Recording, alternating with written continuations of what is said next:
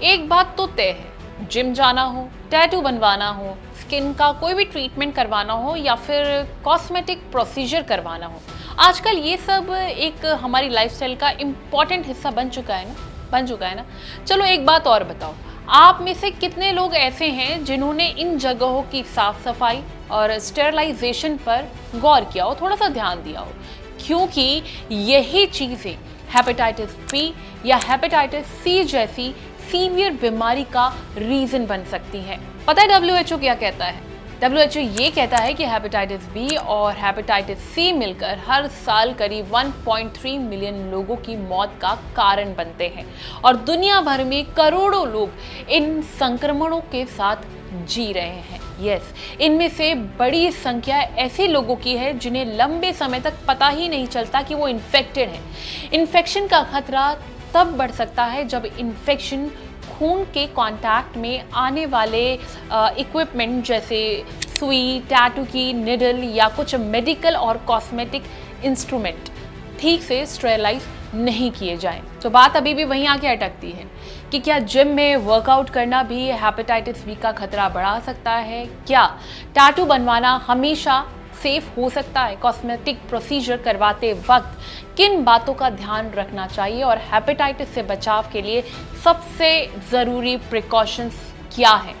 इन सारे सवालों के जवाब thehealthsite.com को दे रहे हैं senior consultant gastroenterology and hepatology doctor Jatinder Singh Bhogal. Hepatitis दो तरह से होता है। एक होता है कंटेमिनेशन ऑफ वाटर से, गंदे पानी से, जिसमें कि हेपेटाइटिस ए और ई के चांसेस रहते हैं, और दूसरा होता है ब्लड बोर्न इन्फेक्शंस के कारण या सेक्सुअल ट्रांसमिशन के कारण, जिसमें कि बी और सी हेपेटाइटिस आते हैं।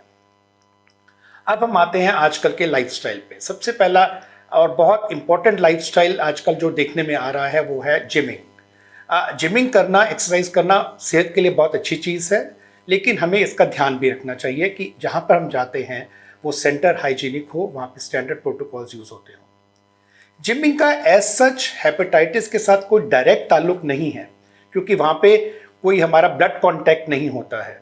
बट हाँ, अगर हम जिस जिमिंग सेंटर पे जाते हैं, हम स्वेट आउट करते हैं, हम पानी पीते हैं, क्या वहाँ का पानी साफ़ है या नहीं, ये बहुत इंपॉर्टेंट है। अगर वहाँ का पानी कंटामिनेटेड है तो जैसे मैंने आपको पहले बताया कि हेपेटाइटिस ए और ई के होने के चांसेस काफ़ी बढ़ जाते हैं।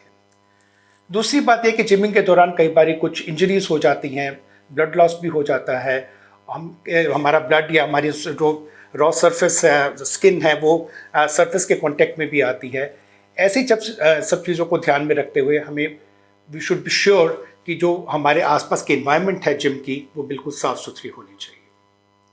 अदरवाइज देखा जाए तो जिमिंग का हेपेटाइटिस के साथ कोई डायरेक्ट ताल्लुक नहीं है। दूसरा एक बहुत इंपॉर्टेंट लाइफस्टाइल आजकल देखने में आता है, जो कि यंगस्टर्स और मिडिल एज के लोग सब उसमें इन्वॉल्व होते हैं, वो है टैटूइंग।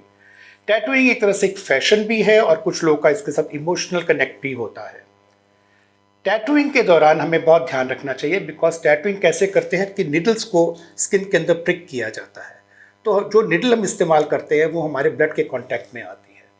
ऐसे में हमें देखना चाहिए कि जो निडल्स हम यूज़ कर रहे हैं या जिस भी पार्लर में हम जा रहे हैं, वहाँ की जो हमारे टैटू आर्टिस्ट हैं वो स्टेराइल नीडल्स यूज़ करें, और आप ये ध्यान रखिए कि वो आपके सामने ही वो नीडल्स खोलें, ये नहीं कि कोई यूज नीडल निकाल के वो आपको टैटू बना रहे हैं।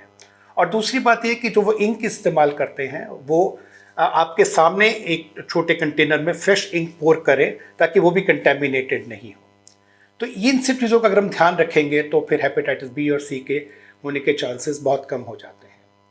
इसी तरह से कुछ और भी कॉस्मेटिक प्रोसीजर्स हैं जिस पे हमको ध्यान रखना चाहिए।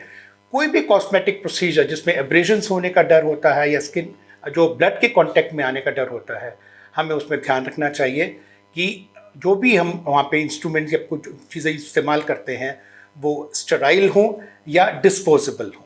तो अगर हम इन बातों का ध्यान रखते हैं तो फिर हम हेपेटाइटिस ए और ई या बी और सी सबसे बच सकते हैं। डॉक्टर ने प्रिकॉशंस बता दिए, जब भी ऐसी जगह पर आप जाएं तो किन बातों का आपको ध्यान रखना है ताकि हेपेटाइटिस बी या सी जैसे इन्फेक्शन से आप खुद को बचा सकें।